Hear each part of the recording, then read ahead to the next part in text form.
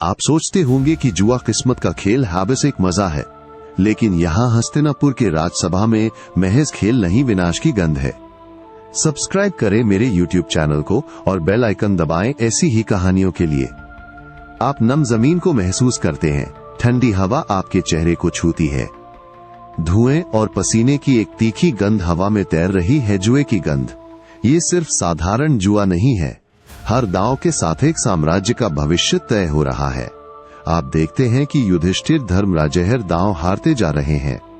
उनका चेहरा पीला पड़ गया है, लेकिन उनकी आंखें अभी भी आशा से भरी हैं। हर हार के साथ तनाव बढ़ता जा रहा है, सभा में सन्नाटा गहराता जा रहा है, हर कोई सांस रोक कर बैठा है। अब युधिष्ठिर ने द्रौपदी को दांव पर लगा दिया है। आपके पेट में एक अजीब सी मरोड़ उठती है। आप जानते हैं कि ये सही नहीं है, ये बहुत गलत है, लेकिन आप कुछ नहीं कर सकते। आप बस असहाय होकर देख रहे हैं। हवा में सन्नाटा है और सन्नाटे में एक डर है।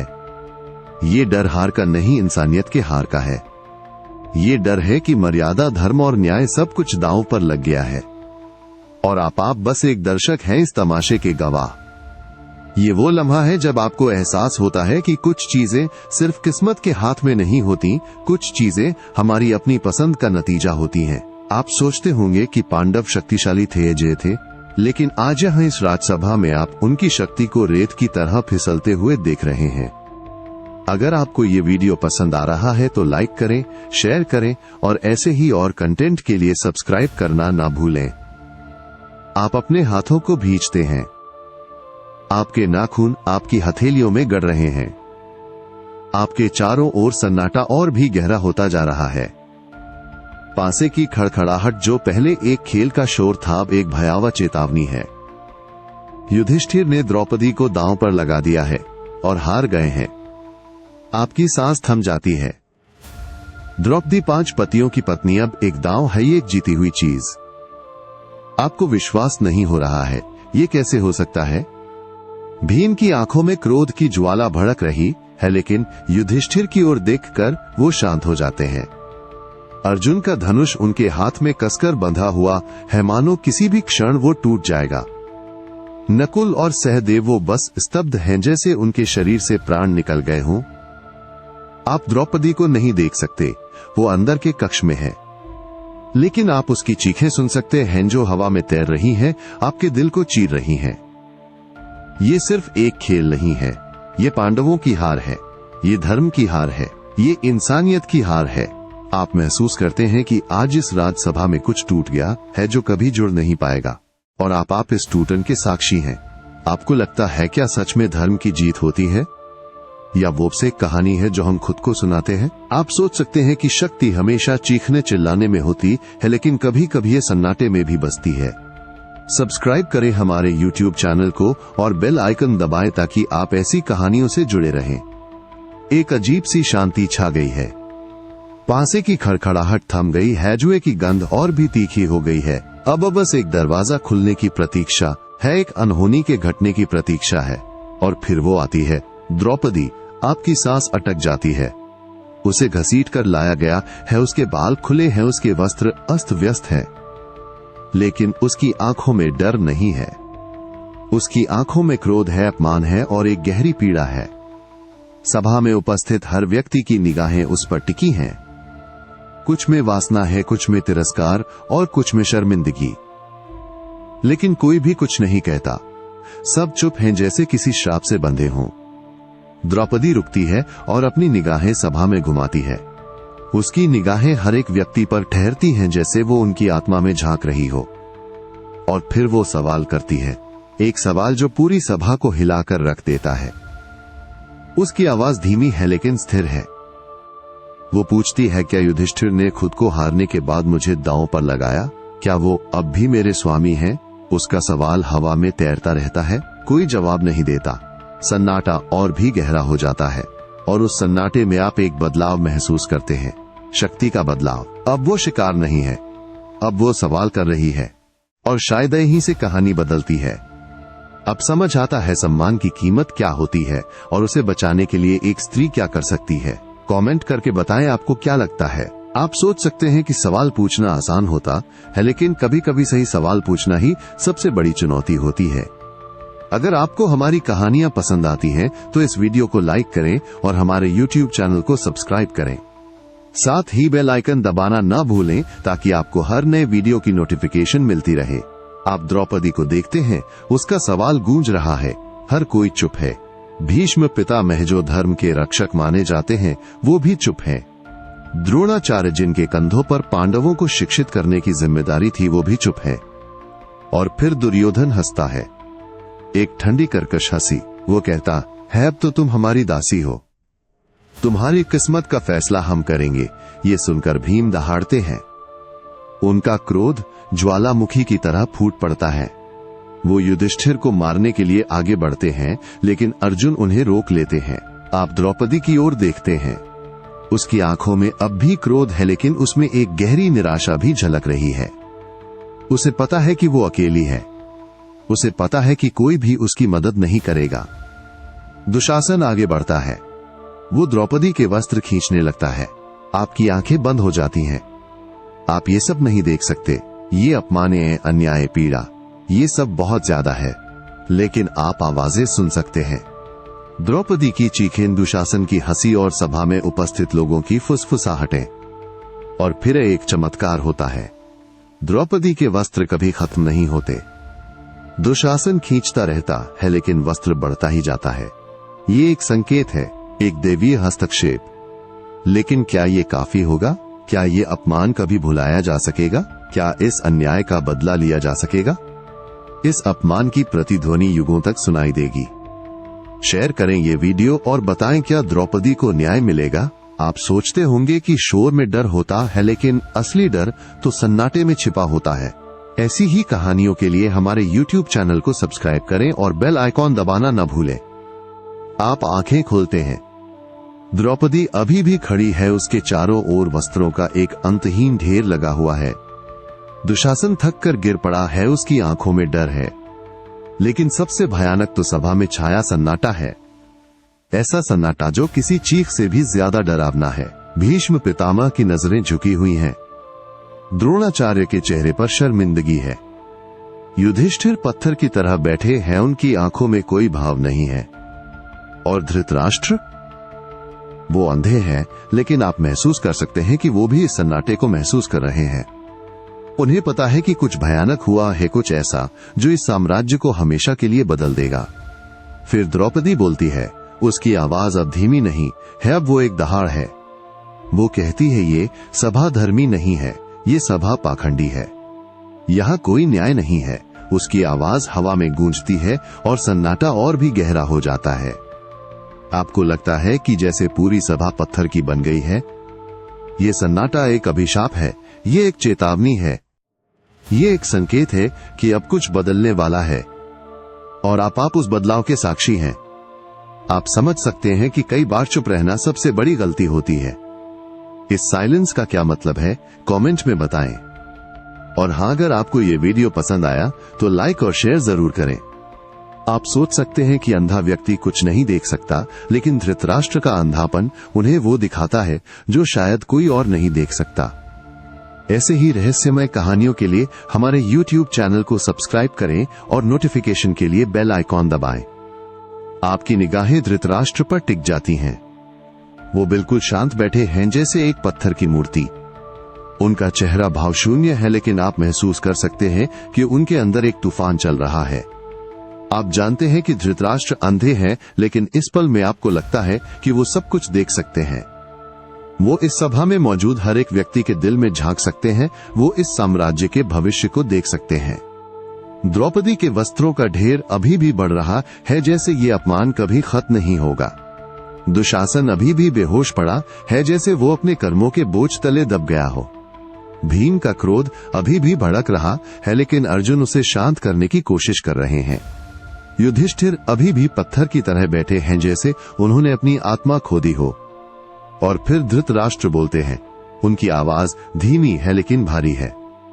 वो कहते हैं, बस करो, ये सब बंद करो। उनका शब्द हवा में तैरता रहता है और सन्नाटा टूट जाता है। लेकिन ये सन्नाटा अब पहले जैसा नहीं है। ये एक डरा हुआ सन्नाटा है, ये एक चेतावनी भरा सन्नाटा है। धृतराष्ट्र ने द्रौपदी को वरदान मांगने के लिए कहा। आप जानते हैं कि ये सिर्फ एक इशारा है, ये सिर्फ एक कोशिश है इस भयानक गलती को सुधारने की। लेकिन क्या ये काफी होगा? क्या धृतराष्ट्र का मौन जो इतने समय तक जारी रहा अब कुछ बदल सकता है? ये सोचने वाली बात है। अगर आपको ये वीडियो पसंद आया हो तो लाइक और शेयर जरूर करें। अपने विचार कमेंट में बताएं। आप सोचते होंगे कि चीर हरण सिर्फ एक कहानी है, एक डरावना दृश्य है, पर यहाँ राज्यसभा में आप उस भय को महसूस कर सकते हैं, वो डर जो हर एक की हड्डी में समाया हुआ है। ऐसे ही गहरे रहस्यों के लिए हमारे YouTube चैनल को सब्सक्राइब करना ना भूलें और हर नई वीडियो नोटिफिकेशन पाने के लिए बेल आइकन को जरूर दबाएं। ठंडी हवा आपके शरीर से लिपट रही है, जैसे वो आपको चेतावनी दे रही हो। द्रौपदी के वस्त्रों का ढेर अब एक पहाड़ बन गया है जो इस सभा के पापों का प्रतीक है। आप द्रौपदी को देखते हैं, वो अभी भी खड़ी है, लेकिन अब उसकी आंखों में क्रोध नहीं है, अब उसकी आंखों में सिर्फ निराशा है। वो जानती है कि उसे वरदान मांगने का मौका दिया गया है, लेकिन वो ये भी जानती है कि ये सब काफी नहीं होगा। दुशासन अभी भी बेहोश पड़ा है, लेकिन आप महसूस कर सकते हैं कि उसका बुरा सपना अभी खत्म नहीं हुआ है। उसे पता है कि उसने जो किया है उसकी कीमत उसे चुकानी होगी। भीम का क्रोध अभी भी धधक रहा है, लेकिन वो अब शांत है। वो जानते हैं कि बदला लेने का समय आएगा। युधिष्ठिर अभी भी पत्थर की तरह बैठे हैं, लेकिन आप महसूस कर सकते हैं कि उनके अंदर एक युद्ध चल रहा है। वो जानते हैं कि उन्होंने गलती की है, लेकिन वो ये भी जानते हैं कि वो इसे सुधार नहीं सकते। और धृतराष्ट्र, वो अंधे हैं, लेकिन वो सब कुछ महसूस कर सकते हैं। उन्हें पता है कि उन्होंने अपने पुत्रों को रोकने में नाकाम रहे और अब उन्हें इसकी कीमत चुकानी होगी। चीर हरण का डर हवा में तैर रहा है। ये डर अपमान का है, अन्याय का है और सबसे बढ़कर भविष्य के परिणाम का डर है। क्या इस डर से मुक्ति मिलेगी? क्या द्रौपदी को न्याय मिलेगा? ये वो सवाल हैं जो अब इस सभा में गूंज रहे हैं। अगर आपको ये वीडियो पसंद आया हो तो लाइक और शेयर करें। अपने विचार कमेंट में जरूर बताएं। आप सोचते होंगे कि कपड़े सिर्फ तन ढकने के काम आते हैं, लेकिन यहाँ राज्यसभा में द्रौपदी के वस्त्र एक प्रतीक बन गए हैं, एक ऐसे अपमान का प्रतीक जो कभी खत्म नहीं होगा। ऐसे ही और कहानियों के लिए हमारे YouTube चैनल को सब्सक्राइब करें और हर वीडियो सबसे पहले देखने के लिए बेल आइकॉन दबाएं। आप द्रौपदी के वस्त्रों के उस अनंत ढेर को देखते हैं। ये वस्त्र किसी नदी की तरह बह रहे हैं, कभी खत्म न होने वाली कहानी की तरह। हर एक वस्त्र एक चीख है, ये एक सवाल है और एक चेतावनी है। दुशासन थक कर चूर हो गया है, लेकिन वस्त्र अभी भी खींचे चले आ रहे हैं। ये वस्त्र जैसे कह रहे हैं कि बुराई कभी भी अच्छाई को नहीं हरा सकती। द्रौपदी शांत खड़ी है, जैसे वो इस चमत्कार को स्वीकार कर चुकी हो। वो जानती है कि ये वस्त्र उसे बचा रहे है, लेकिन वो ये भी जानती है कि ये उसे हमेशा इस अपमान की याद दिलाते रहेंगे। भीम ने अपनी गदा कसकर पकड़ ली है। उनकी आंखें लाल हो गई हैं, जैसे वो किसी भी पल फट पड़ेंगे। वो जानते हैं कि उन्हें बदला लेना है और वो ये भी जानते हैं कि उन्हें संयम बरतना होगा। युधिष्ठिर ने अपनी नजरें जमीन पर टिका ली हैं।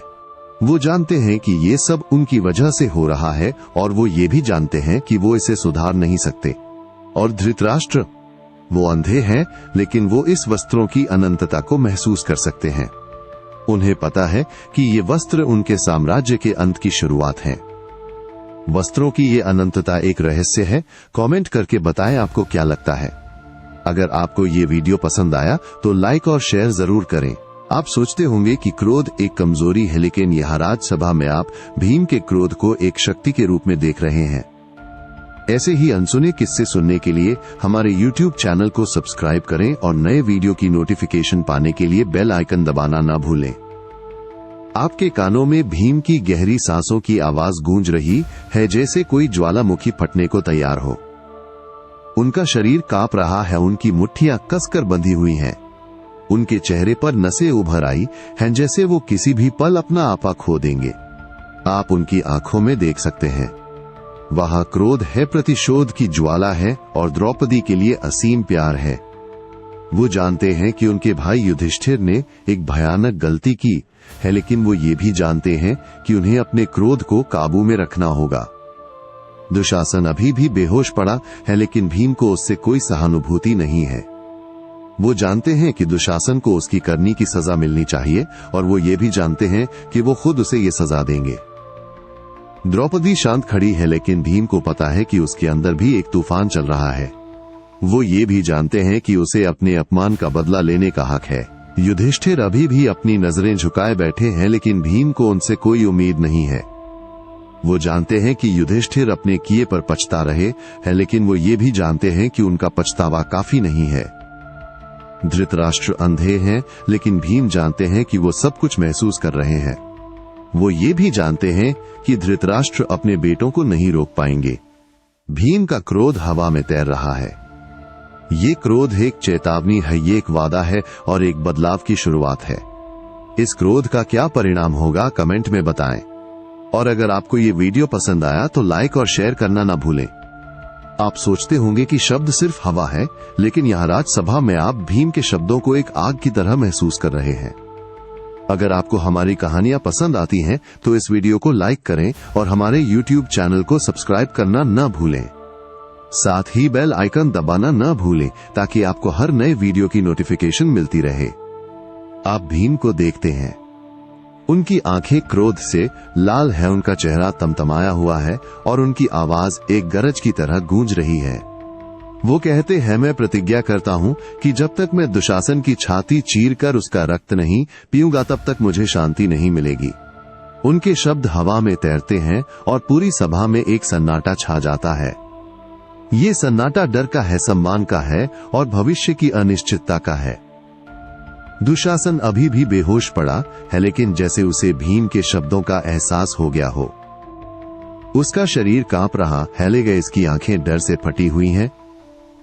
द्रौपदी शांत खड़ी है, लेकिन आप उसकी आंखों में देख सकते हैं कि भीम की प्रतिज्ञा ने उसके दिल में एक नई उम्मीद जगा दी है। वो जानती है कि अब बदला लिया जाएगा। युधिष्ठिर अभी भी अपनी नजरें झुकाए बैठे हैं, लेकिन आप महसूस कर सकते हैं कि भीम के शब्दों ने उन्हें हिला दिया है। उन्हें पता है कि अब कुछ बदलने वाला है और वो ये भी जानते हैं कि वो इसे रोक नहीं सकते। धृतराष्ट्र अंधे हैं, लेकिन वो भीम की प्रतिज्ञा को महसूस कर सकते हैं। उन्हें पता है कि उनके बेटों ने एक बड़ी गलती की है और अब उन्हें इसकी कीमत चुकानी होगी। भीम की प्रतिज्ञा की आग पूरी सभा में फैल रही है। ये आग न्याय की है, प्रतिशोध की है और एक नए युग की शुरुआत है। कमेंट में बताएं कि क्या भीम अपनी प्रतिज्ञा पूरी कर पाएंगे और इस वीडियो को शेयर करना ना भूलें। आप सोचते होंगे कि चेतावनी देना आसान है, लेकिन कभी कभी सही समय पर चेतावनी देना ही सबसे मुश्किल काम होता है। ऐसे ही महत्वपूर्ण संदेशों के लिए हमारे YouTube चैनल को सब्सक्राइब करें और बेल आइकन दबाना ना भूलें। आप विदुर को देखते हैं, वो शांत खड़े हैं, लेकिन उनके चेहरे पर चिंता की लकीरें गहरी होती जा रही हैं। वो जानते हैं कि इस सभा में जो हुआ है वो एक भयानक गलती है और वो ये भी जानते हैं कि इसके परिणाम बहुत बुरे होंगे। भीम की प्रतिज्ञा की गूंज अभी भी हवा में तैर रही है और विदुर को डर है कि ये प्रतिज्ञा इस साम्राज्य को बर्बाद कर देगी। दुशासन अभी भी बेहोश पड़ा है, लेकिन विदुर को उससे कोई सहानुभूति नहीं है। वो जानते हैं कि दुशासन को अपनी करनी की सजा मिलनी चाहिए, लेकिन वो ये भी जानते हैं कि भीम का प्रतिशोध और भी विनाशकारी होगा। द्रौपदी शांत खड़ी है, लेकिन विदुर को पता है कि वो अंदर से टूट चुकी है। उन्हें डर है कि उसका अपमान कभी नहीं भुलाया जा सकेगा। युधिष्ठिर अभी भी अपनी नजरें झुकाए बैठे हैं, लेकिन विदुर को उनसे कोई उम्मीद नहीं है। वो जानते हैं कि युधिष्ठिर अपने किए पर पछता रहे हैं, लेकिन वो ये भी जानते हैं कि उनका पछतावा काफी नहीं है। धृतराष्ट्र अंधे हैं, लेकिन विदुर को पता है कि वो सब कुछ महसूस कर रहे हैं।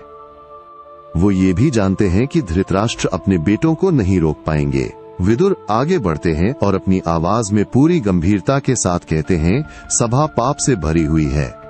अगर इसे शुद्ध नहीं किया गया तो ये पूरे साम्राज्य को निगल जाएगी। उनके शब्द हवा में तैरते हैं और हर कोई चुप हो जाता है। क्या विदुर की चेतावनी सुनी जाएगी? कमेंट में बताएं और हाँ, इस वीडियो को लाइक और शेयर करना ना भूलें। आप सोचते होंगे कि न्याय अंधा होता है, लेकिन यहाँ राज्यसभा में न्याय को जानबूझकर अनदेखा किया जा रहा है। अगर आपको ऐसी कहानियों में दिलचस्पी है तो हमारे YouTube चैनल को सब्सक्राइब करें और हर नई नोटिफिकेशन के लिए बेल आइकन को दबाएं। आप विदुर को देखते हैं, उनकी आंखों में न्याय की प्यास है, उनके चेहरे पर निराशा झलक रही है। वो जानते हैं कि उनकी चेतावनी को अनसुना कर दिया गया है। भीम की प्रतिज्ञा की गूंज अभी भी हवा में तैर रही है और विदुर को पता है कि ये प्रतिज्ञा इस साम्राज्य के लिए तबाही लाएगी। दुशासन अभी भी बेहोश पड़ा है, लेकिन विदुर जानते हैं कि उसकी सजा अब और भी भयानक होगी। द्रौपदी शांत खड़ी है, लेकिन विदुर जानते हैं कि वो अंदर से पूरी तरह से टूट चुकी है। युधिष्ठिर अभी भी अपनी नजरें झुकाए बैठे हैं और विदुर को उनसे अब कोई उम्मीद नहीं है। धृतराष्ट्र अंधे हैं और विदुर जानते हैं कि वो अपने पुत्रों को रोकने के लिए कुछ नहीं करेंगे। विदुर आगे बढ़ते हैं और अपनी आवाज में वेदना भरकर कहते हैं, क्या इस सभा में कोई ऐसा नहीं है जो न्याय के लिए खड़ा हो? क्या इस सभा में कोई ऐसा नहीं है जिसमें थोड़ी भी इंसानियत बची हो? उनका सवाल हवा में तैरता है, लेकिन कोई जवाब नहीं देता। सभा में सन्नाटा और भी गहरा हो जाता है। आपको लगता है जैसे ये सन्नाटा न्याय की मौत का ऐलान कर रहा है। क्या इस सन्नाटे को कोई तोड़ेगा? क्या कोई न्याय के लिए आगे आएगा? या फिर ये सभा हमेशा के लिए पापों से भरी रहेगी? इस न्याय की गुहार का क्या अंजाम होगा? कमेंट करके बताएं। और हाँ, अगर आपको ये वीडियो पसंद आया तो लाइक और शेयर करना ना भूलें। आप सोचते होंगे कि एक माँ हमेशा अपने बच्चों को खुश देखना चाहती है, लेकिन यह राजसभा में कुंती अपनी आंखों के सामने अपने बेटों को बर्बाद होते हुए देख रही हैं। ऐसी ही भावनात्मक कहानियों के लिए हमारे YouTube चैनल को सब्सक्राइब करें और हर वीडियो की नोटिफिकेशन पाने के लिए बेल आइकॉन दबाएं। आप कुंती को देखते हैं। वो एक अंधेरे कोने में बैठी है, उनका चेहरा आंसुओं से भीगा हुआ है। वो इस सभा में नहीं है, लेकिन आप महसूस कर सकते हैं कि वो हर चीज को देख रही है, हर चीज को महसूस कर रही है। विदुर की न्याय की गुहार अभी भी हवा में तैर रही है, लेकिन कुंती जानती है कि इस सभा में कोई भी उनकी बात नहीं सुनेगा। भीम की प्रतिज्ञा की गूंज उनके कानों में बज रही है और वो डर रही हैं कि ये प्रतिज्ञा उनके बेटों को मौत के मुंह में धकेल देगी। दुशासन बेहोश पड़ा है और कुंती को उससे कोई सहानुभूति नहीं है, लेकिन वो ये भी जानती है कि प्रतिशोध कभी भी सही रास्ता नहीं होता। द्रौपदी शांत खड़ी है और कुंती का दिल उसके लिए दुख से भर जाता है। वो जानती है कि द्रौपदी ने जो सहा है उसे कभी भुलाया नहीं जा सकेगा। युधिष्ठिर अपनी नजरें झुकाए बैठे हैं और कुंती उनसे निराश है। वो जानती हैं कि युधिष्ठिर ने एक भयानक गलती की है और वो ये भी जानती हैं कि उन्हें इसकी कीमत चुकानी होगी। धृतराष्ट्र अंधे हैं और कुंती जानती हैं कि वो अपने बेटों को नहीं रोक पाएंगे। कुंती का हृदय पीड़ा से कराह रहा है। वो अपने बेटों को बचाने में असमर्थ हैं। ये बेबसी दर्द शायद एक माँ ही समझ सकती है। क्या कुंती अपने पुत्रों को बचा पाएंगी?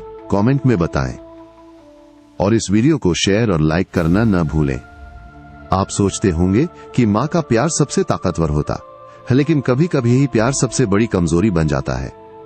ऐसी ही दर्दनाक कहानियों के लिए हमारे YouTube चैनल को सब्सक्राइब करें और नोटिफिकेशन पाने के लिए बेल आइकन दबाएं। आप कुंती को देखते हैं, वो अभी भी उसी अंधेरे कोने में बैठी हैं। उनकी आंखों से आंसू रुकने का नाम नहीं ले रहे। उनके दिल में एक अजीब सा डर बैठा हुआ है, एक ऐसा डर जो किसी अभिशाप से कम नहीं है। विदुर की न्याय की गुहार अब एक विलाप में बदल चुकी है और कुंती जानती हैं कि अब कुछ भी नहीं किया जा सकता। भीम की प्रतिज्ञा की गूंज उनके दिमाग में घूम रही है और वो जानती हैं कि ये प्रतिज्ञा सिर्फ तबाही लाएगी। दुशासन अभी भी बेहोश पड़ा है और कुंती को उसके लिए थोड़ी सी भी सहानुभूति नहीं है। उन्हें पता है कि उसे अपनी करनी का फल मिलेगा, लेकिन उन्हें ये भी पता है कि इस प्रतिशोध की आग में उनके अपने बेटे भी जलेंगे। द्रौपदी शांत खड़ी है और कुंती उसके दर्द को महसूस कर सकती हैं। वो जानती हैं कि द्रौपदी को जो अपमान सहना पड़ा है वो कभी भी नहीं भुलाया जा सकेगा। युधिष्ठिर अभी भी अपनी नजरें झुकाए बैठे हैं और कुंती को उनसे अब कोई उम्मीद नहीं है। वो जानती हैं कि उन्होंने जो गलती की है उसका असर पूरे परिवार पर पड़ेगा। धृतराष्ट्र अंधे हैं और कुंती जानती हैं कि वो अब कुछ नहीं कर पाएंगे। उनका अंधापन उन्हें इस तबाही को रोकने से रोक देगा। कुंती के दिल में एक सवाल गूंज रहा है, क्या उनके मातृत्व का यही फल है? क्या उनके बच्चों का भविष्य इसी तरह बर्बाद होगा? क्या उनके प्यार ने उन्हें अंधा कर दिया? ये मातृत्व का अभिशाप है जो युगों तक याद रखा जाएगा। कमेंट में बताएं, क्या कुंती अपनी नियति बदल पाएंगी?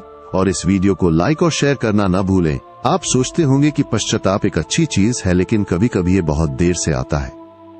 ऐसी ही कहानियों के लिए हमारे YouTube चैनल को सब्सक्राइब करें और नोटिफिकेशन पाने के लिए बेल आइकॉन को दबाएं।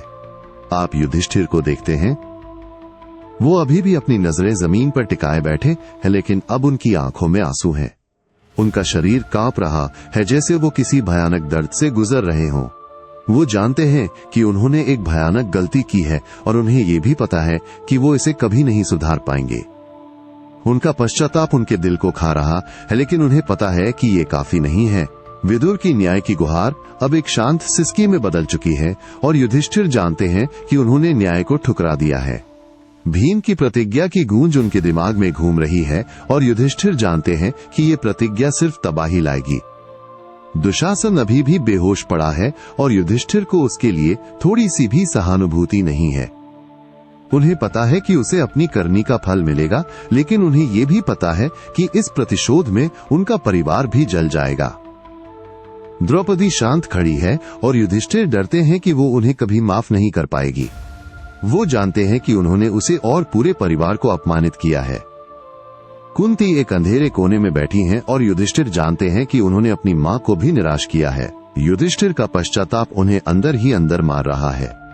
क्या उनका पश्चाताप उन्हें मुक्ति दिला पाएगा? कमेंट करके बताएं और इस वीडियो को लाइक और शेयर करना न भूलें। ये कहानी हमें सिखाती है कि सही समय पर सही कदम उठाना कितना जरूरी है। आप सोचते होंगे कि धर्म और जुआ दो अलग अलग चीजें हैं, लेकिन यहाँ राज्यसभा में आप देख रहे हैं कि कैसे धर्म के नाम पर भी जुआ खेला जा सकता है। ऐसी ही चौंकाने वाली कहानियों के लिए हमारे YouTube चैनल को सब्सक्राइब करें और नोटिफिकेशन के लिए बेल आइकॉन दबाएं। आप युधिष्ठिर को देखते हैं, उनका चेहरा पश्चाताप से विकृत हो गया है, उनकी आंखों में आंसू रुकने का नाम नहीं ले रहे। वो धर्मराज कहलाते हैं, लेकिन उन्होंने धर्म का पालन नहीं किया। उन्होंने जुए के खेल में अपना सब कुछ हार दिया और अंत में उन्होंने द्रौपदी को भी दांव पर लगा दिया। उनका ये कदम न सिर्फ अनैतिक था, बल्कि ये धर्म के भी खिलाफ था। विदुर की न्याय की गुहार अब एक शांत सिसकी में बदल चुकी है, लेकिन युधिष्ठिर जानते हैं कि उन्होंने न्याय को ठुकरा दिया है। वो धर्म के रास्ते से भटक गए हैं और अब उन्हें इसकी कीमत चुकानी होगी। भीम की प्रतिज्ञा की गूंज उनके दिमाग में घूम रही है और युधिष्ठिर जानते हैं कि ये प्रतिज्ञा सिर्फ तबाही लाएगी। उन्होंने अपनी गलती से पूरे परिवार को खतरे में डाल दिया है। दुशासन अभी भी बेहोश पड़ा है और युधिष्ठिर को उसके लिए थोड़ी सी भी सहानुभूति नहीं है। उन्हें पता है कि उसे अपनी करनी का फल मिलेगा, लेकिन उन्हें यह भी पता है कि इस प्रतिशोध में उनका परिवार भी जल जाएगा। द्रौपदी शांत खड़ी है और युधिष्ठिर डरते हैं कि वो उन्हें कभी माफ नहीं कर पाएगी। आप सोचते होंगे कि अर्जुन जैसा योद्धा कभी विवश नहीं हो सकता, लेकिन यहाँ राज्यसभा में आप उनकी लाचारी देख रहे हैं। ऐसे ही अनकहे पहलुओं को जानने के लिए हमारे YouTube चैनल को सब्सक्राइब करें और बेल आइकन दबाना ना भूलें। आप अर्जुन को देखते हैं, उनके हाथ धनुष पर कसकर बंधे हुए हैं, उनकी आंखों में क्रोध की ज्वाला धधक रही है, लेकिन वो शांत खड़े हैं। वो अपने बड़े भाई युधिष्ठिर के प्रति वफादार हैं और वो उनकी आज्ञा का उल्लंघन नहीं कर सकते, लेकिन उनका दिल द्रौपदी के लिए चीख रहा है। वो जानते हैं कि उसके साथ जो हुआ वो सरासर अन्याय था और वो बदला लेना चाहते हैं। विदुर की न्याय की गुहार अब एक शांत सिसकी में बदल चुकी है और अर्जुन जानते हैं कि इस सभा में कोई भी न्याय के लिए नहीं खड़ा होगा। भीम की प्रतिज्ञा की गूंज उनके दिमाग में घूम रही है और अर्जुन जानते हैं कि ये प्रतिज्ञा सिर्फ तबाही लाएगी। वो अपने भाई को रोकने में असमर्थ हैं। दुशासन अभी भी बेहोश पड़ा है और अर्जुन को उसके लिए कोई सहानुभूति नहीं है। वो जानते हैं कि उसे अपनी करनी का फल मिलेगा, लेकिन वो ये भी जानते हैं कि प्रतिशोध कभी भी सही रास्ता नहीं होता। द्रौपदी शांत खड़ी है और अर्जुन जानते हैं कि वो अंदर से पूरी तरह से टूट चुकी है। वो उसे बचाने में नाकाम रहे। कुंती एक अंधेरे कोने में बैठी हैं और अर्जुन जानते हैं कि वो भी इस पीड़ा को महसूस कर रही हैं। वो अपनी मां को दुखी नहीं देखना चाहते। अर्जुन दो राह पर खड़े हैं, एक तरफ उनका धर्म है और दूसरी तरफ उनका कर्तव्य। वो किसे चुनेंगे? कमेंट में बताएं और इस वीडियो को लाइक और शेयर करना न भूलें। आप सोचते होंगे कि एक योद्धा हमेशा युद्ध के मैदान में मजबूत होता है, लेकिन यहाँ राज्यसभा में अर्जुन अपनी भावनाओं से जूझ रहे हैं। ऐसे ही योद्धाओं की दुविधा जानने के लिए हमारे YouTube चैनल को सब्सक्राइब करें और हर वीडियो सबसे पहले देखने के लिए बेल आइकॉन दबाएं। आप अर्जुन को देखते हैं, उनके हाथ अभी भी धनुष पर कसकर बंधे हुए हैं, लेकिन उनके चेहरे पर अब क्रोध नहीं है। अब वहां सिर्फ पीड़ा है, एक योद्धा की पीड़ा जो अपने धर्म और कर्तव्य के बीच फंसा हुआ है। वो द्रौपदी को देखते हैं और उनका दिल दुख से भर जाता है। वो जानते हैं कि वो उससे प्यार करते हैं, लेकिन वो उसकी रक्षा करने में असफल रहे। उनकी विवशता उन्हें अंदर सिखा रही है। विदुर की न्याय की गुहार अब पूरी तरह से शांत हो चुकी है और अर्जुन जानते हैं कि अब कुछ भी नहीं किया जा सकता। न्याय मर चुका है और वो असहाय हैं। भीम की प्रतिज्ञा की गूंज अभी भी उनके दिमाग में गूंज रही है और अर्जुन जानते हैं कि वो अपने भाई को रोकने में असमर्थ हैं। तबाही करीब है और वो कुछ नहीं कर सकते। दुशासन अभी भी बेहोश पड़ा है और अर्जुन को उसके लिए कोई सहानुभूति नहीं है। वो जानता है कि उसे अपनी करनी का फल भुगतना होगा, लेकिन वो ये भी जानता है कि प्रतिशोध उन्हें शांति नहीं दिलाएगा। कुंती एक अंधेरे कोने में बैठी हैं और अर्जुन जानते हैं कि वो भी इस पीड़ा को महसूस कर रही हैं। वो अपनी मां को और दुखी नहीं करना चाहते, लेकिन वो ये भी जानते हैं कि वो उन्हें रोक नहीं सकते। अर्जुन एक योद्धा है, लेकिन वो एक इंसान भी है और इस पल वो पूरी तरह से टूट चुके हैं। एक योद्धा की दुविधा क्या होती है, कमेंट करके बताएं। और अगर आपको ये वीडियो पसंद आया हो तो लाइक और शेयर जरूर करें। आप सोचते होंगे कि ताकत हमेशा मांसपेशियों में होती है, लेकिन यहाँ राज्यसभा में आप दुर्योधन के अहंकार को उसकी असली ताकत के रूप में देख रहे हैं। ऐसे ही अनसुने किस्से सुनने के लिए हमारे YouTube चैनल को सब्सक्राइब करें और नोटिफिकेशन के लिए बेल आइकन दबाएं। आप दुर्योधन को देखते हैं, वो अपनी विजयी मुस्कान के साथ खड़ा है, जैसे उसने सब कुछ जीत लिया हो। उसका अहंकार उसकी आंखों में चमक रहा है और वो किसी को भी नहीं देखना चाहता जो उससे कमजोर हो। दुशासन अभी भी बेहोश पड़ा है, लेकिन दुर्योधन को उससे कोई फर्क नहीं पड़ता। वो उसे सिर्फ एक मोहरे के रूप में देखता है, एक ऐसा मोहरा जिसे उसने इस्तेमाल किया और अब उसकी कोई जरूरत नहीं है। द्रौपदी शांत खड़ी है और दुर्योधन को उसे अपमानित करने में मजा आ रहा है। वो उसे सिर्फ एक दासी के रूप में देखता है, ये एक ऐसी चीज जिसे वो अपनी मर्जी से इस्तेमाल कर सकता है। युधिष्ठिर अपनी नजरें झुकाए बैठे हैं और दुर्योधन उनसे नफरत करता है। वो उन्हें कमजोर और डरपोक समझता है और उसे उनकी पीड़ा देखने में मजा आ रहा है। भीम और अर्जुन क्रोध से उबल रहे हैं, लेकिन दुर्योधन को उनसे कोई डर नहीं है। वो जानता है कि वो उसे कुछ नहीं कर सकते, क्योंकि वो धर्म से बंधे हुए हैं। विदुर चेतावनी दे रहे हैं, लेकिन दुर्योधन उनकी बातों को अनसुना कर रहा है। वो खुद को सबसे बुद्धिमान और सबसे शक्तिशाली समझता है और उसे किसी की सलाह की जरूरत नहीं है। कुंती एक अंधेरे कोने में बैठी है और दुर्योधन उनसे नफरत करता है। वो उन्हें अपने रास्ते का कांटा समझता है और वो चाहता है कि वो मर जाए। दुर्योधन का अहंकार इस सभा में छाया हुआ है और वो जानता है कि वो सबसे ऊपर है, लेकिन क्या उसका अहंकार उसे बचा पाएगा? कमेंट करके बताएं। और अगर आपको ये वीडियो पसंद आया हो तो लाइक और शेयर करना ना भूलें। आप सोचते होंगे कि राजा बनना सबसे बड़ी खुशी है, लेकिन यहाँ राज्यसभा में दुर्योधन के दिल में सिंहासन की प्यास को आप एक अभिशाप के रूप में देख रहे हैं। ऐसे ही राजसी रहस्यों के लिए हमारे YouTube चैनल को सब्सक्राइब करें और बेल आइकॉन दबाना ना भूलें। आप दुर्योधन को देखते हैं, वो अपनी आंखों में सिंहासन का सपना लिए खड़ा है। उसका अहंकार उसकी हर हरकत में झलक रहा है और वो किसी भी कीमत पर राजा बनना चाहता है। दुशासन अभी भी बेहोश पड़ा है, लेकिन दुर्योधन को उससे कोई सहानुभूति नहीं है। वो उसे सिर्फ एक औजार के रूप में देखता है, एक ऐसा औजार जो अब बेकार हो चुका है। द्रौपदी शांत खड़ी है और दुर्योधन उसे और अपमानित करने के तरीके सोच रहा है। वो उसे अपनी ताकत का प्रतीक मानता है, ये एक ऐसी चीज जिसे वो अपनी मर्जी से इस्तेमाल कर सकता है। युधिष्ठिर अपनी नजरें झुकाए बैठे हैं और दुर्योधन उनसे नफरत करता है। वो उन्हें कमजोर और डरपोक समझता है और वो उनका सिंहासन छीनना चाहता है। भीम और अर्जुन क्रोध से उबल रहे हैं, लेकिन दुर्योधन को उनसे कोई डर नहीं है। वो जानता है कि वो धर्म से बंधे हुए हैं और वो उसे कुछ नहीं कर सकते। विदुर चेतावनी दे रहे हैं, लेकिन दुर्योधन उनकी बातों को अनसुना कर रहा है। वो खुद को सबसे बुद्धिमान और सबसे शक्तिशाली समझता है और उसे किसी की सलाह की जरूरत नहीं है। कुंती एक अंधेरे कोने में बैठी हैं और दुर्योधन उनसे नफरत करता है।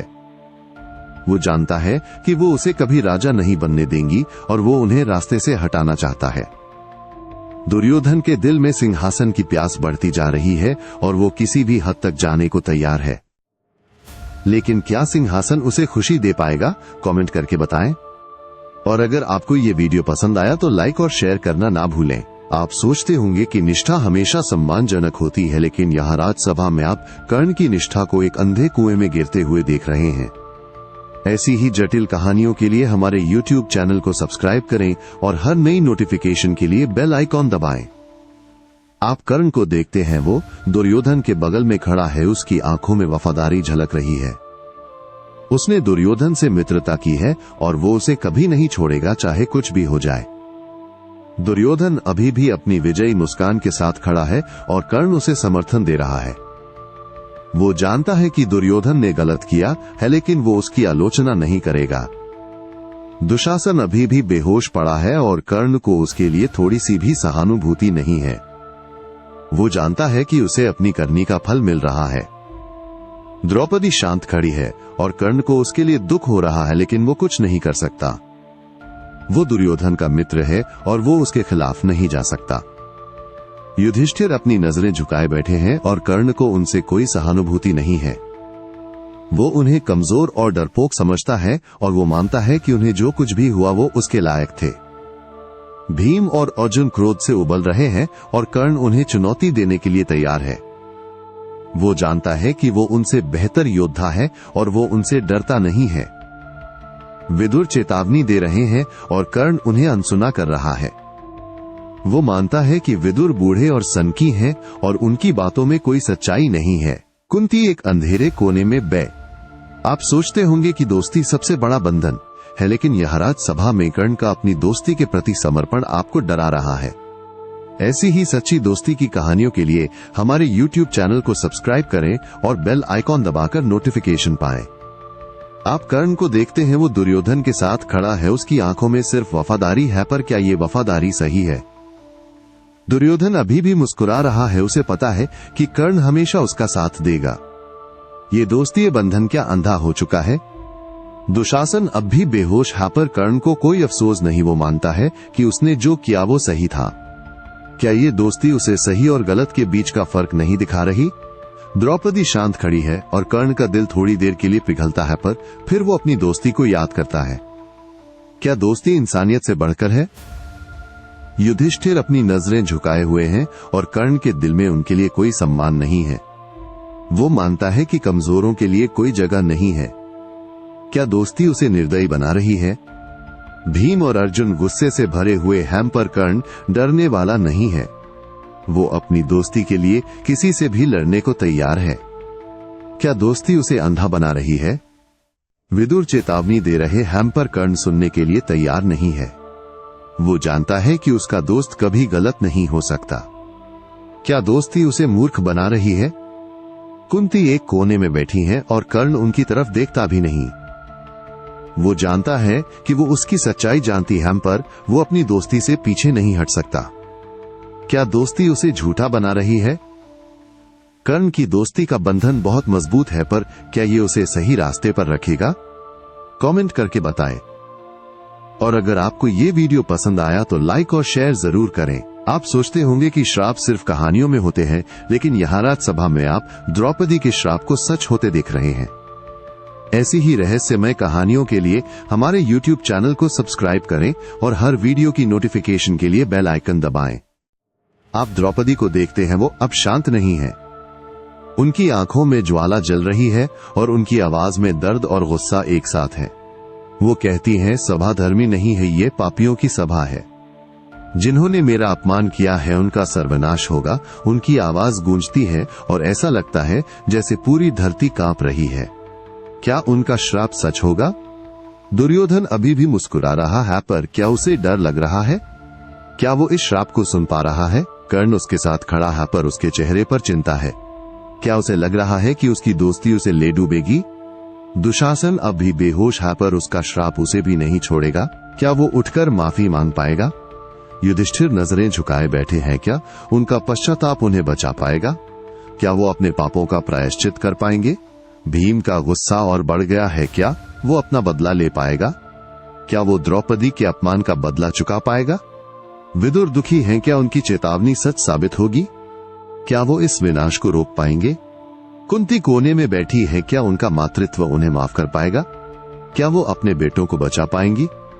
द्रौपदी का श्राप इस सभा में हमेशा के लिए गूंजता रहेगा। क्या ये श्राप सच होगा? कमेंट में बताएं। और अगर आपको ये वीडियो पसंद आया तो लाइक और शेयर जरूर करें। आप सोचते होंगे कि बदला लेना आसान है, लेकिन यहाँ राज्यसभा में आप देख रहे हैं कि द्रौपदी का श्राप एक प्रतिशोध की नींव बन रहा है जो पूरे संसार को हिला देगा।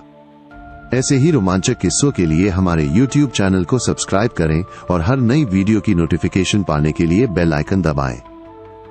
आप द्रौपदी को देखते हैं, उनकी आंखों में आंसू नहीं, अब सिर्फ आग है। उनकी आवाज में एक शक्ति है, ये एक ऐसा बल जो इस सभा को चीर कर रख देगा। उनका श्राप हवा में गूंज रहा है, हर एक व्यक्ति उस श्राप की शक्ति को महसूस कर रहा है। क्या ये श्राप इस कहानी का अंत होगा या एक नई शुरुआत? दुर्योधन की मुस्कान फीकी पड़ने लगी है, क्या उसे एहसास हो रहा है कि उसने क्या खोया है? क्या वो इस श्राप से बच पाएगा? कर्ण अब भी खड़ा है अपनी दोस्ती के लिए, पर क्या उसकी दोस्ती उसे बचा पाएगी? क्या वो सही और गलत के बीच फर्क कर पाएगा? दुशासन अब भी बेहोश है, पर उसका कर्म उसे जगाएगा। क्या वो अपने पापों की माफी पा सकेगा? युधिष्ठिर अब भी पश्चाताप कर रहे हैं, क्या उनका पश्चाताप उन्हें मुक्ति दिला पाएगा? क्या वो अपने किए की भरपाई कर पाएंगे? भीम का क्रोध अब प्रतिशोध की आग में बदल चुका है, क्या वो अपना बदला ले पाएगा? क्या वो द्रौपदी के अपमान का हिसाब चुका पाएगा? विदुर अब भी चिंतित हैं, क्या उनकी बुद्धिमानी इस विनाश को रोक पाएगी? क्या वो इस श्राप को कम कर? आप सोचते होंगे कि शक्तिशाली लोगों की कहानियां ही मायने रखती है, लेकिन यह राज्यसभा में आप दासों की पीड़ा को महसूस कर सकते हैं, वो दर्द जो इतिहास के पन्नों में कहीं खो गया। ऐसी ही अनदेखी कहानियों के लिए हमारे YouTube चैनल को सब्सक्राइब करें और बेल आइकॉन दबाना न भूलें ताकि आपसे कोई वीडियो छूट न जाए। आप सभा में मौजूद दासों को देखते हैं, उनके चेहरे डरे हुए हैं, उनकी आंखें खाली हैं। वो जानते हैं कि वो सिर्फ एक वस्तु है जिनकी कोई कीमत नहीं है। द्रौपदी का श्राप हवा में गूंज रहा है, पर दासों को उससे कोई उम्मीद नहीं है। वो जानते हैं कि श्राप सिर्फ शक्तिशाली लोगों के लिए है, उनकी पीड़ा कोई नहीं सुनता। दुर्योधन मुस्कुरा रहा है और दास जानते हैं कि वो उन्हें और भी सताएगा। उनका डर और बढ़ जाता है। कर्ण खड़ा है, पर दास जानते हैं कि वो उनकी मदद नहीं करेगा। वो सिर्फ दुर्योधन का साथ देगा, उनकी पीड़ा उसे नहीं दिखती। दुशासन बेहोश पड़ा है और दास डरते हैं कि जब वो उठेगा तो उनका जीवन और नर्क बन जाएगा। युधिष्ठिर पश्चाताप कर रहे हैं, पर दास जानते हैं कि उनका पश्चाताप उनकी तकलीफ कम नहीं करेगा। भीम का क्रोध उन्हें थोड़ा सा हौसला देता है, शायद कोई तो है जो उनके लिए लड़ सकता है। विदुर चिंतित है और दास उम्मीद करते हैं कि उनकी बुद्धिमानी उन्हें बचा लेगी। कुंती कोने में बैठी हैं और दास जानते हैं कि वो भी उनकी तरह असहाय हैं। दासों की पीड़ा इस सभा में छाई हुई है, एक ऐसा दर्द जिसे कोई नहीं समझता। क्या उन्हें कभी मुक्ति मिलेगी? कमेंट करके बताएं। और अगर आपको ये वीडियो पसंद आया तो लाइक और शेयर करना न भूलें। आप सोचते होंगे कि दास्ता सिर्फ एक शब्द है, लेकिन यहाँ राज्यसभा में आप दास्ता के जीवन को महसूस कर सकते हैं। -1 ऐसा जीवन जहाँ सम्मान, आजादी और उम्मीद सब कुछ छीन लिया जाता है। ऐसी ही सच्ची कहानियों के लिए हमारे YouTube चैनल को सब्सक्राइब करें और हर नए अपडेट के लिए बेल आइकॉन पर क्लिक करें। आप दासों की आंखों में देखते हैं, वहां डर है, बेबसी है और एक गहरी उदासी है जो कभी खत्म नहीं होती। वे जानते हैं कि उनका जीवन कभी भी उनका नहीं होगा। द्रौपदी का श्राप हवा में गूंजता है, लेकिन दासों के लिए ये सिर्फ एक और खोखला वादा है। उन्हें पता है कि शक्तिशाली लोग अपने किए की सजा शायद ही कभी भुगतते हैं। दुर्योधन मुस्कुराता है और दासों का दिल डूब जाता है। उन्हें पता है कि उसकी दया पर निर्भर रहना एक मौत की सजा है। कर्ण दुर्योधन के बगल में खड़ा है और दास जानते हैं कि वो उनकी रक्षा करने के लिए कुछ नहीं करेगा। वो उनकी पीड़ा को नहीं देख रहा। दुशासन बेहोश पड़ा है और दास एक पल के लिए आशा करते हैं कि वो कभी न उठे। उसका जागना उनके लिए सिर्फ दर्द और अत्याचार लेकर आएगा। युधिष्ठिर पश्चाताप कर रहा है, लेकिन दास जानते हैं कि उसके आंसू उनके घावों को नहीं भर सकते। उसने उनकी आजादी दांव पर लगा दी और इसके लिए वो कभी माफ नहीं किए जाएंगे। भीम के क्रोध में उन्हें थोड़ी सी उम्मीद दिखती है, शायद कोई तो है जो उनके लिए लड़ेगा। विदुर के चेहरे पर चिंता है और दास प्रार्थना करते हैं कि उसकी बुद्धिमानी उन्हें इस नरक से निकाल पाए। कुंती एक अंधेरे कोने में बैठी है और दास जानते हैं कि वो भी उनकी तरह कैद में है, माइनस अपनी पीड़ा की कैद में। दास्ता का जीवन इस सभा में हर तरफ है, माइनस अपमान, निराशा और एक ऐसी उम्मीद जो धीरे धीरे मर रही है। क्या इस सभा में कोई ऐसा है जो दासों को उनका सम्मान लौटा पाएगा? इस बारे में कमेंट करके बताएं और इस वीडियो को लाइक और शेयर जरूर करें। आप सोचते होंगे कि वैभव हमेशा खुशी लाता है, लेकिन यहाँ राजसभा में आप इंद्रप्रस्थ की खोई हुई महिमा को याद कर रहे हैं, एक ऐसा वैभव जो अब सिर्फ एक दर्दनाक याद है। ऐसी ही कहानियों को याद करने के लिए हमारे YouTube चैनल को सब्सक्राइब करें और हर नोटिफिकेशन पाने के लिए बेल आइकन दबाएं। आप कल्पना करते हैं माइनस इंद्रप्रस्थ एक ऐसा शहर जो सोने से चमकता था, जहां समृद्धि हर कोने में बिखरी थी, जहां न्याय और धर्म का बोलबाला था। लेकिन अब वो शहर सिर्फ एक सपना है, ये एक ऐसा सपना जो इस सभा में हुए अपमान के कारण चकनाचूर हो गया। द्रौपदी शांत खड़ी है, पर आप जानते हैं कि वो इंद्रप्रस्थ को याद कर रही है, उस जीवन को जो उससे छीन लिया गया। युधिष्ठिर पश्चाताप कर रहे हैं और आप जानते हैं कि उन्हें इंद्रप्रस्थ को खोने का दुख है, उस सिंहासन को खोने का दुख है जिसे उन्होंने इतनी मुश्किल से पाया था।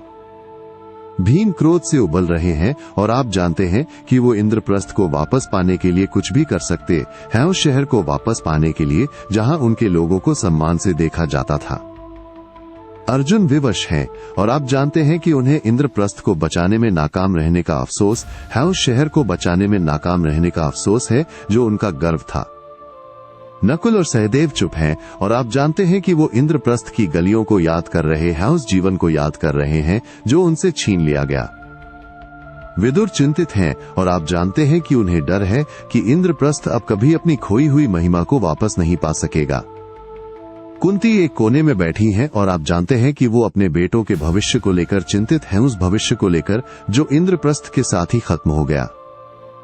इंद्रप्रस्थ का वैभव इस सभा में हर किसी को सता रहा है, माइनस एक ऐसी याद जो उन्हें हमेशा याद दिलाएगी कि उन्होंने क्या खोया है। क्या इंद्रप्रस्थ कभी वापस मिलेगा? कमेंट करके बताएं और हाँ, इस वीडियो को लाइक और शेयर करना ना भूलें। आप सोचते होंगे कि साम्राज्य सिर्फ जमीन का एक टुकड़ा होता है, लेकिन यहाँ राजसभा में आप इंद्रप्रस्थ के खोए हुए साम्राज्य को एक सपने के टूटने की तरह महसूस कर रहे हैं। ऐसी ही दर्द भरी कहानियों के लिए हमारे YouTube चैनल को सब्सक्राइब करें और बेल आइकन दबाना ना भूलें। आप कल्पना करते हैं इंद्रप्रस्थ एक ऐसा साम्राज्य जहां हर कोई खुश था, जहां कोई भूखा नहीं सोता था, जहां न्याय सबके लिए समान था। पर अब वो साम्राज्य छिन गया है, जुए के खेल में हार गया, एक ऐसा खेल जिसने सब कुछ बदल दिया। द्रौपदी शांत खड़ी है, पर आप जानते हैं कि वो अपने साम्राज्य को याद कर रही है, जहां वो रानी थी, जहां उसका सम्मान था। युधिष्ठिर पश्चाताप कर रहे हैं और आप जानते हैं कि उन्हें अपने साम्राज्य को दांव पर लगाने का अफसोस है, उस साम्राज्य को जिसे उन्होंने अपने लोगों के लिए बनाया था। भीम क्रोध से उबल रहे हैं और आप जानते हैं कि वो अपने साम्राज्य को वापस पाने के लिए कुछ भी कर सकते हैं, उस साम्राज्य को वापस पाने के लिए जहां उनके लोगों को आजादी थी। अर्जुन विवश हैं और आप जानते हैं कि उन्हें अपने साम्राज्य को बचाने में नाकाम रहने का अफसोस है, उस साम्राज्य को बचाने में नाकाम रहने का अफसोस है जो उनकी पहचान थी। नकुल और सहदेव चुप हैं और आप जानते हैं कि वो अपने साम्राज्य के दोस्तों और परिवार को याद कर रहे हैं, उस जीवन को याद कर रहे हैं जो उनसे छीन लिया गया। विदुर चिंतित हैं और आप जानते हैं कि उन्हें डर है कि इंद्रप्रस्थ अब कभी नहीं बनेगा, उस साम्राज्य को दुर्योधन बर्बाद कर देगा।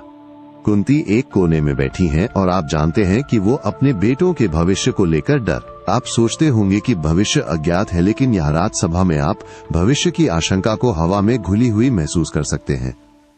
ऐसे ही भविष्य के संकेतों को जानने के लिए हमारे YouTube चैनल को सब्सक्राइब करें और हर नई नोटिफिकेशन के लिए बेल आइकन दबाना ना भूलें। आप चारों ओर देखते हैं और हर चेहरे पर भविष्य का डर छाया हुआ है। क्या होगा किसी को नहीं पता, पर सब जानते हैं कि कुछ बुरा होने वाला है। द्रौपदी शांत खड़ी है, पर आप जानते हैं कि वो अपने भविष्य को लेकर डरी हुई है, उस भविष्य को जो श्रापों और प्रतिशोध से भरा हुआ है। युधिष्ठिर पश्चाताप कर रहे हैं और आप जानते हैं कि उन्हें अपने भविष्य को लेकर डर लग रहा है, उस भविष्य को जो उनके कर्मों का फल लेकर आएगा। भीम क्रोध से उबल रहे हैं और आप जानते हैं कि उन्हें अपने भविष्य को लेकर डर लग रहा है, उस भविष्य को जो हिंसा और रक्तपात से भरा हुआ है। अर्जुन विवश हैं और आप जानते हैं कि उन्हें अपने भविष्य को लेकर डर लग रहा है, उस भविष्य को जो उन्हें कठिन फैसले लेने पर मजबूर करेगा। नकुल और सहदेव चुप हैं और आप जानते हैं कि उन्हें अपने भविष्य को लेकर डर लग रहा है, उस भविष्य को जो अनिश्चितता और खतरे से भरा हुआ है। विदुर चिंतित हैं और आप जानते हैं कि उन्हें हस्तिनापुर के भविष्य को लेकर डर लग रहा है, उस भविष्य को जो विनाश की ओर बढ़ रहा है। कुंती एक कोने में बैठी हैं और आप जानते हैं कि उन्हें अपने बेटों के भविष्य को लेकर डर लग रहा है, उस भविष्य को जो उन्हें एक दूसरे के खिलाफ खड़ा कर सकता है। दुर्योधन मुस्कुरा रहा है, पर क्या वो भी अंदर से डरा हुआ है? क्या वो जानता है कि उसका भविष्य भी खतरे में है? कर्ण उसके साथ खड़ा है और क्या वो जानता है कि दोस्ती उसे कहां लेकर जाएगी? क्या वो अपने भविष्य को लेकर निश्चिंत है? भविष्य की आशंका इस सभा में हर किसी को जकड़े हुए है, एक ऐसी भावना जो उन्हें असहाय और अकेला महसूस कराती है। क्या इस भविष्य को बदला जा सकता है? कमेंट करके बताएं। और अगर आपको ये वीडियो पसंद आया तो लाइक और शेयर करना ना भूलें। आप सोचते होंगे कि युद्ध दूर की कौड़ी है, लेकिन यह राज्यसभा में आप युद्ध की छाया को हर तरफ मंडराते हुए देख रहे हैं। ऐसी ही आने वाली मुसीबतों के बारे में जानने के लिए हमारे YouTube चैनल को सब्सक्राइब करें और हर नोटिफिकेशन पाने के लिए बेल आइकॉन दबाएं। आप हवा में तलवारों की झंझनाहट और घोड़ों की टापों की आवाज सुन सकते हैं, भले ही यहाँ कोई युद्ध नहीं हो रहा है। द्रौपदी शांत खड़ी है, पर आप जानते हैं कि वो अपने भविष्य को लेकर डरी हुई है, एक ऐसा भविष्य जिसमें उसे अपने प्रियजनों को खोना पड़ सकता है। युधिष्ठिर पश्चाताप कर रहे हैं और आप जानते हैं कि उन्हें युद्ध की आशंका है, उस युद्ध की जो उनके कर्मों का फल लेकर आएगा। भीम क्रोध से उबल रहे हैं और आप जानते हैं कि वो युद्ध के लिए तैयार हैं, उस युद्ध के लिए जो उन्हें अपना बदला लेने का मौका देगा। अर्जुन विवश हैं और आप जानते हैं कि उन्हें युद्ध का डर है, उस युद्ध का जो उन्हें अपने भाइयों के खिलाफ खड़ा कर सकता है। नकुल और सहदेव चुप हैं और आप जानते हैं कि उन्हें युद्ध की आशंका है, उस युद्ध की जो उनके जीवन को हमेशा के लिए बदल देगा। विदुर चिंतित हैं और आप जानते हैं कि उन्हें हस्तिनापुर की सुरक्षा को लेकर डर लग रहा है, उस सुरक्षा को जो युद्ध के कारण खतरे में पड़ जाएगी। कुंती एक कोने में बैठी हैं और आप जानते हैं कि उन्हें अपने बेटों के जीवन को लेकर डर लग रहा है, उस जीवन को जो युद्ध के कारण खत्म हो सकता है। दुर्योधन मुस्कुरा रहा है, पर क्या वो युद्ध के परिणाम के लिए तैयार है? क्या वो जानता है कि युद्ध में सब कुछ खो सकता है? कर्ण उसके साथ खड़ा है और क्या वो युद्ध? आप सोचते होंगे कि न्याय हर जगह मौजूद होता है, लेकिन यहाँ राज्यसभा में आप न्याय की तलाश को एक व्यर्थ प्रयास के रूप में देख रहे हैं।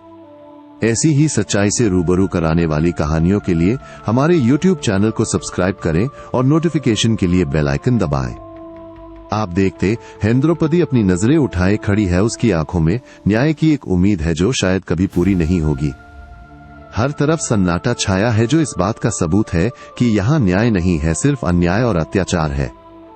युधिष्ठिर पश्चाताप से भरे हैं, पर उनका पश्चाताप भी इस सभा में न्याय नहीं ला सकता। भीम क्रोधित हैं, पर उनका क्रोध भी न्याय का रूप नहीं ले सकता, बल्कि और विनाश ला सकता है। अर्जुन विवश है, उनकी विवशता इस बात का सबूत है कि यहाँ कोई अपनी आवाज उठाने को तैयार नहीं है। विदुर चिंतित हैं, पर उनकी चिंता भी इस सभा को न्याय की राह पर नहीं ला सकती। कुंती कोने में बैठी है, उनकी पीड़ा इस बात का सबूत है कि यहाँ महिलाओं का कोई सम्मान नहीं है। दुर्योधन मुस्कुरा रहा है, उसका मुस्कुराना इस बात का सबूत है कि यहाँ अन्याय का बोलबाला है। कर्ण उसके साथ खड़ा है, उसकी वफादारी इस बात का सबूत है कि यहाँ सच्चाई से मुंह फेर लिया गया है।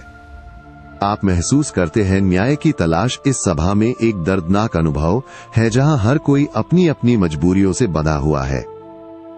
क्या यहाँ न्याय कभी मिल पाएगा? कमेंट करके बताएं। और अगर आपको ये वीडियो पसंद आया तो लाइक और शेयर करना ना भूलें। आप सोचते होंगे कि धर्म हमेशा सही राह दिखाता है, लेकिन यहाँ राज्यसभा में आप धर्म को संकट में घिरा हुआ महसूस कर रहे हैं। ऐसी ही उलझी हुई कहानियों के लिए हमारे YouTube चैनल को सब्सक्राइब करें और बेल आइकन दबाना ना भूलें। आप देखते हैं हर तरफ धर्म के नाम पर अन्याय हो रहा है और कोई कुछ नहीं कर पा रहा। द्रौपदी की आंखों में अब सवाल है, क्या धर्म उसे न्याय दिला पाएगा या ये भी एक धोखा है? युधिष्ठिर का पश्चाताप व्यर्थ लग रहा है क्योंकि धर्म के नाम पर उन्होंने जो किया वो माफी के लायक नहीं है। भीम का क्रोध धर्म के नियमों में बंधा हुआ है, वो खुलकर अपना प्रतिशोध नहीं ले पा रहे।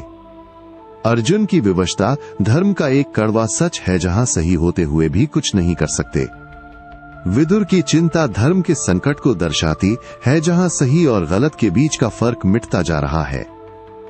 कुंती की पीड़ा धर्म की उस सच्चाई को दिखाती है जहां महिलाओं को हमेशा दबाया जाता है।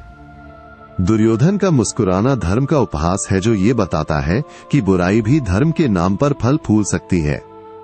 कर्ण की वफादारी धर्म के नाम पर अंधे होने का सबूत है जहां सही और गलत का फर्क मिट जाता है।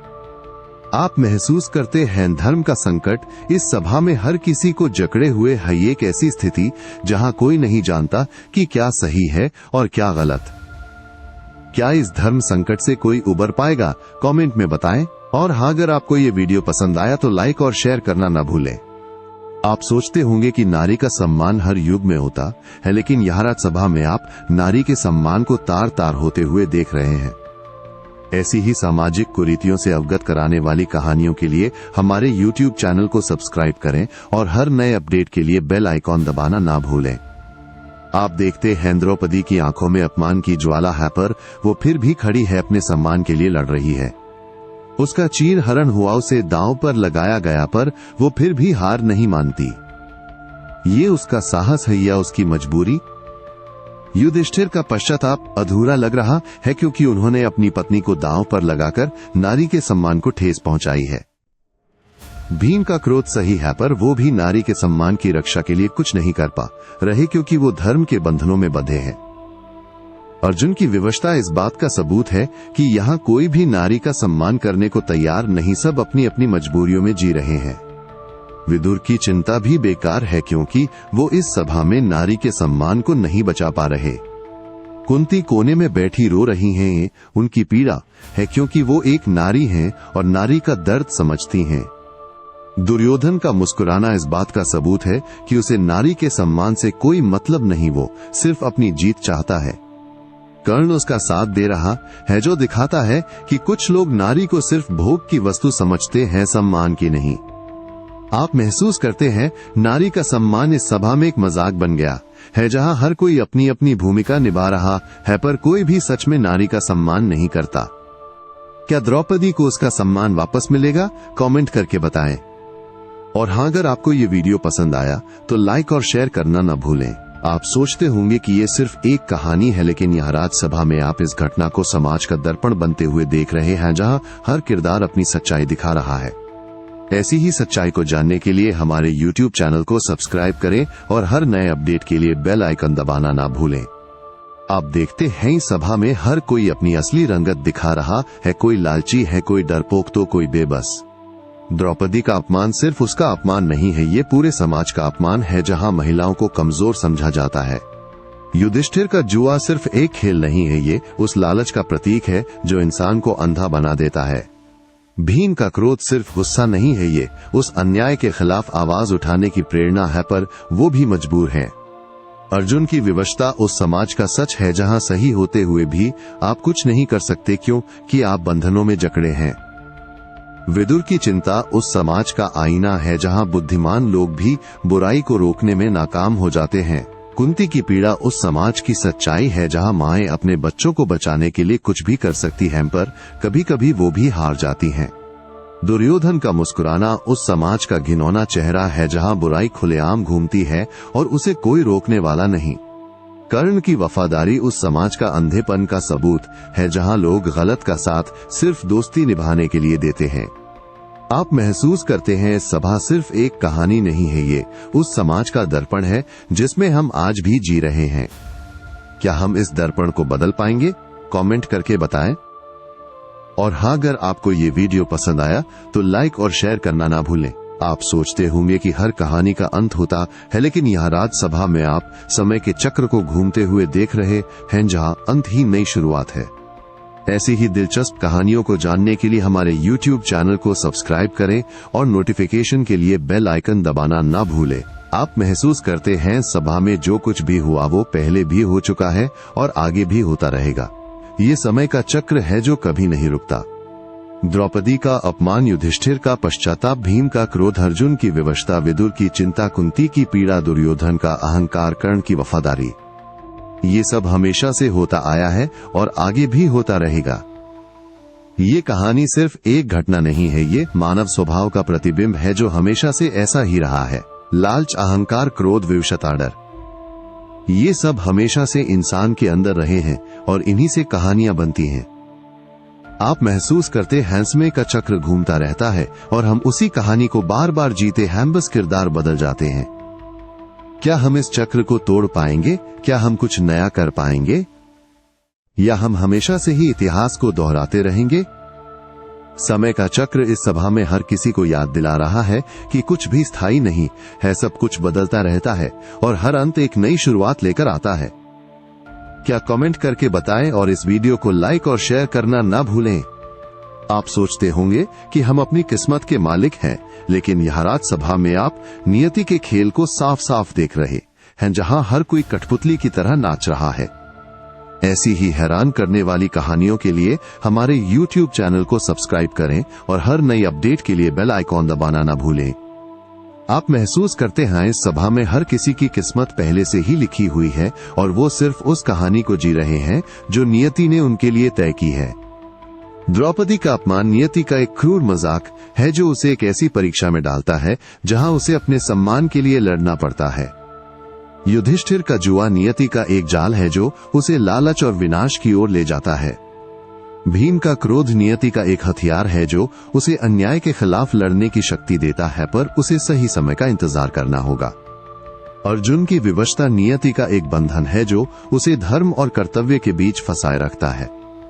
विदुर की चिंता नियति की एक चेतावनी है जो उन्हें आने वाले खतरे के बारे में बताती है, पर वो उसे रोकने में असमर्थ है।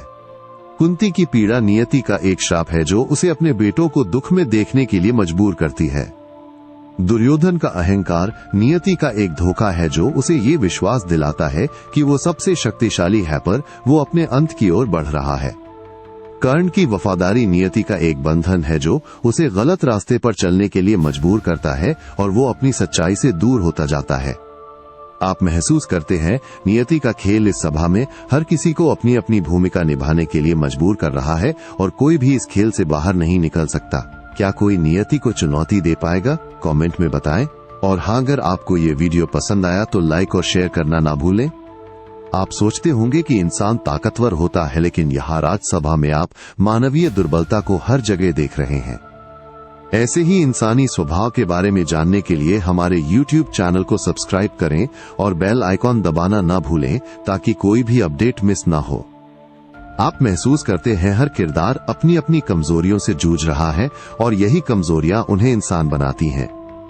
द्रौपदी का अपमान उसकी कमजोरी नहीं बल्कि उन लोगों की कमजोरी है जिन्होंने उसे असहाय छोड़ दिया। युधिष्ठिर का जुआ उनका लालच है, उनकी कमजोरी है जिसने उन्हें धर्म से भटका दिया। भीम का क्रोध उनकी ता। आप सोचते होंगे कि नैतिकता हमेशा कायम रहती है, लेकिन यहाँ राजसभा में आप नैतिकता को टुकड़े टुकड़े होते हुए देख रहे हैं।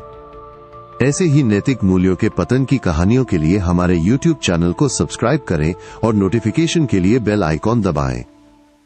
आप महसूस करते हैं इस सभा में हर किरदार ने अपनी नैतिकता को दांव पर लगा दिया है और अब वे सब इसके परिणाम भुगत रहे हैं।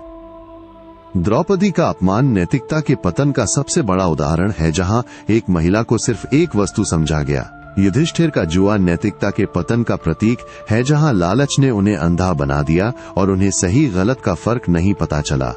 भीम का क्रोध भी अनैतिक लग रहा है क्योंकि वो धर्म की मर्यादा भूलकर प्रतिशोध लेना चाहते हैं।